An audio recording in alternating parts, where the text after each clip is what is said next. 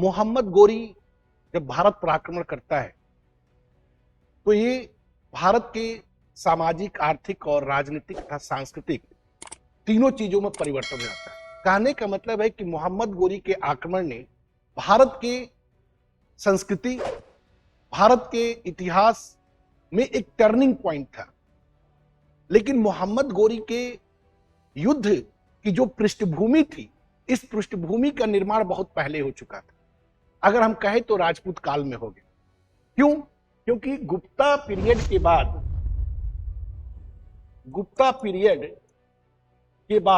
क्या हुआ था कि सामंतवाद अपने चरम पर आ गया। और सामंतवाद ने क्या किया? सामंतवाद का अगर परिणाम देखें तो यह हुआ था कि पूरा भारत एक तरह से छोटे छोटे राज्यों में खंडित हो चुका था, फ्रेगमेंटेड हो चुका था। तो पूरा भारत छोटे छोटे राज्यों में क्या हुआ था? विभक्त हो गया था। कोई एक सॉवरेन पावर नहीं था भारत में। कहीं मौखरी है, कहीं हर्षवर्धन है, कहीं गौंड शासक है, कहीं मालवा है, कहीं चालुक्यन किंग है, कहीं बेंगी के चालुक्य है। इस तरह पूरे भारत में क्या हो गया था? छोटे छोटे राज्यों में विभक्त हो गया था। और छोटे छोटे राज्यों में विभक्त होने के जो परिणाम थे वो ये था कि चूंकि उस समय का इकोनॉमी का जो आधार था, वो इकोनॉमी का आधार था कृषि, एग्रीकल्चर। अब क्योंकि इकोनॉमी, अर्थव्यवस्था का आधार जब एग्रीकल्चर हो जाएगा तो महत्वपूर्ण चीज क्या होगी? भूमि होगी, लैंड होगा। तो जब लैंड होगा तो हर राजा यही चाहेगा कि अधिक से अधिक भूमि वो एक्वायर करे, जिससे कि उसका इकोनॉमिकल ग्रोथ हो। तो क्या हुआ कि अनवरत एक राजा से दूसरे राजा में लड़ाई चलती रहती थी। और जब एक राजा से दूसरे राजा की अनवरत लड़ाई चलती रहेगी, जब फाइटिंग कंटिन्यूअस रहेगा, तो क्या हो गया? पूरे भारत में एक पॉलिटिकल अनस्टेबिलिटी का दौर चल पड़ा। हालांकि उसको हम राजपूत काल कहते हैं। और राजपूत काल में जो अगर कल्चरल एडवांसमेंट की बात करें तो उस समय ब्राह्मणिकल सिस्टम बहुत तेजी से उभार पर था।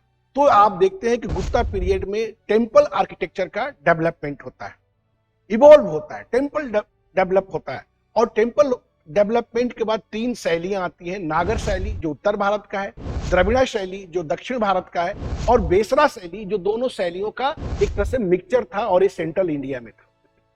लेकिन पूरे भारत में पॉलिटिकल अनस्टेबिलिटी, राजनीतिक अस्थिरता का दौर चल रहा था। एक राजा दूसरे राजा को पर लगातार कंटिन्यूअस टेरिटोरियल एक्सपेंशन के लिए युद्ध कर रहा था।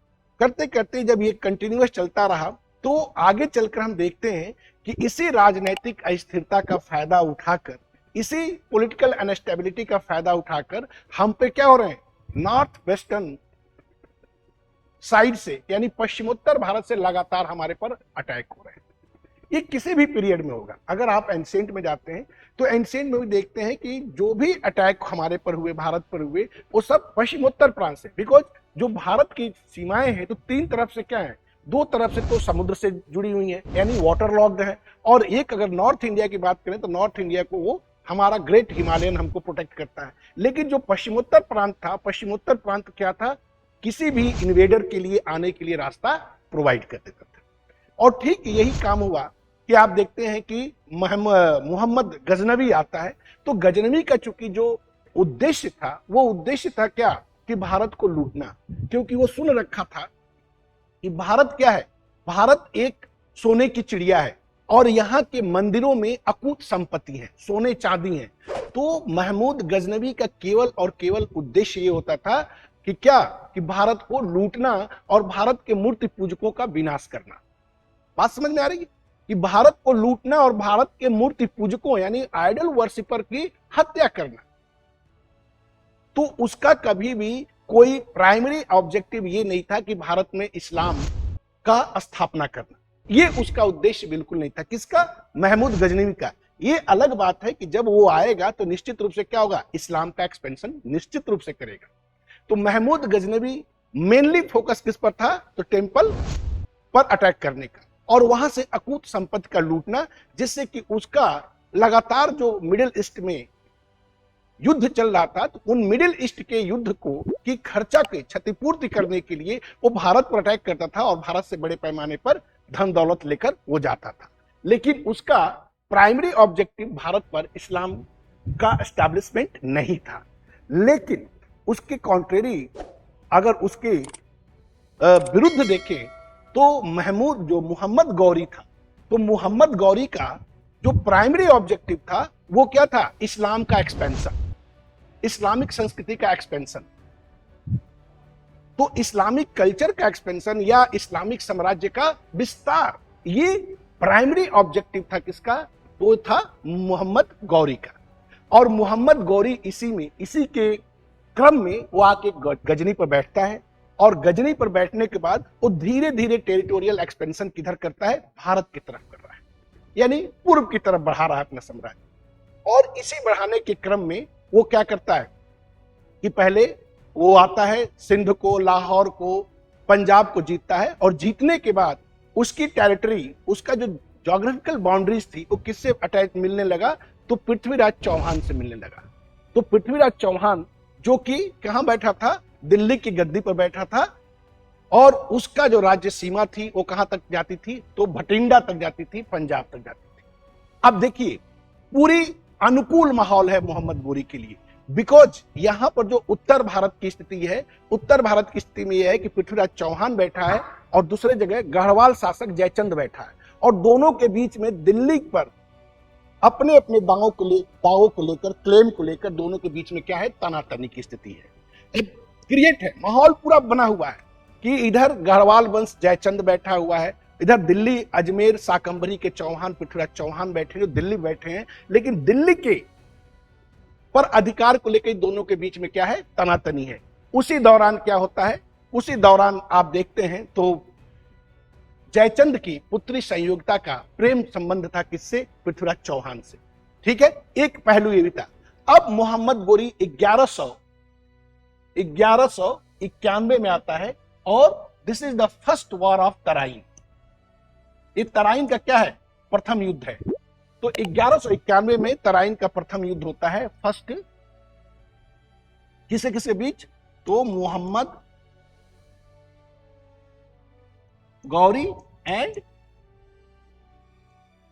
पृथ्वीराज, इन दोनों के बीच में होता है।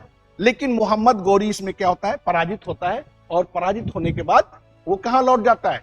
फिर गजनी लौट जाता है, और अपनी ताकत को और डेवलप करने लगता है, कंसोलिडेट करने लगता है। लेकिन उसी दौरान उसके दूसरे तरफ जो पृथ्वीराज चौहान थे वो क्या थे? जयचंद के मामले में उलझ जाते हैं, और उन्होंने क्या किया कि संयोगिता जो जयचंद की पुत्री थी उसको लेके क्या होता है? भाग जाते हैं। इसके पीछे कहानी है, लंबी कहानी है, बाद में कभी चर्चा की।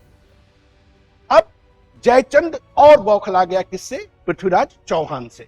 और इस बौखलाहट में ऐसी इतिहास में लिखा है कि जयचंद ने एक पत्र लिख दिया किसको? पृथ्वीराज मोहम्मद गौरी को, कि आइए और आप दिल्ली पर आक्रमण करिए और आपको हम लोकल सपोर्ट देंगे। बस, और क्या था? फिर मोहम्मद गौरी को ये जो डूबते का तिनका सहारा की बात कहते हैं, मोहम्मद गौरी को एक गोल्डन अपॉर्चुनिटी लगी जयचंद का सहारा। और फिर क्या हुआ? 1192 में सेकेंड बैटल ऑफ तराइन होता है, जो कि पृथ्वी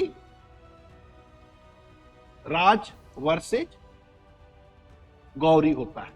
और इस युद्ध में पृथ्वीराज चौहान की पराजय होती है। इस युद्ध में क्या होता है? पृथ्वीराज चौहान की पराजय होती है। और पृथ्वीराज चौहान की पराजय के बाद, कहने का मतलब है कि तराइन के द्वितीय युद्ध में पृथ्वीराज चौहान के पराजय के बाद भारत की राजनीतिक परिदृश्य ही पूरी बदल गई। कैसे बदल गई? सामाजिक रूप से, आर्थिक रूप से और सांस्कृतिक रूप से।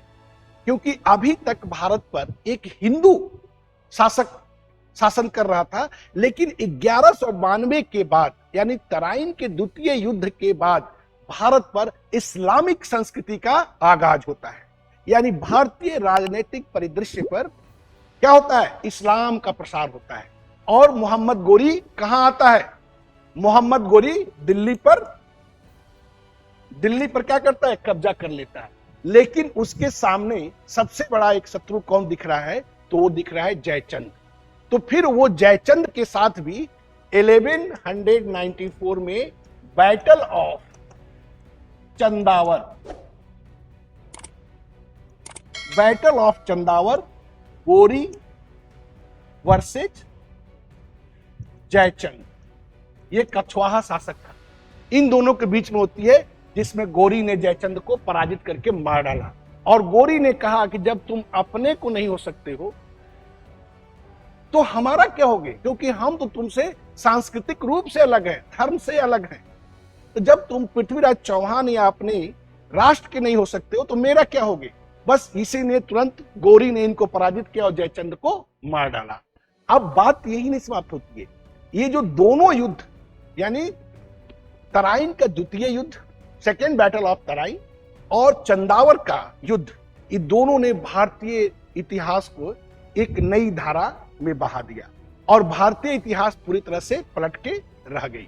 अब यहां ये this is the turning point of the Indian history, ये भारतीय इतिहास का टर्निंग पॉइंट है। क्या हुआ कि यहां से भारत धीरे से गुलामी की तरफ बढ़ गया और दिल्ली पर बैठ गया कौन, मोहम्मद गोरी। तो मोहम्मद गोरी बैठ गया और मोहम्मद गोरी की सेना के साथ एक सूफी संत आए थे जिनका नाम था ख्वाजा मोइनुद्दीन चिश्ती। तो ख्वाजा मोइनुद्दीन चिश्ती मोहम्मद गोरी की सेना के साथ भारत आए थे।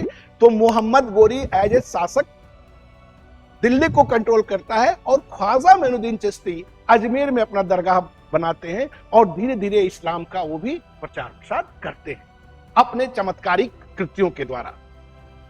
तो इस तरह भारत के पूरी राजनीति बदल गई, यानी कह सकते हैं कि 1192 के तराइन के द्वितीय युद्ध क्या है, भारतीय इतिहास का एक टर्निंग पॉइंट रहा।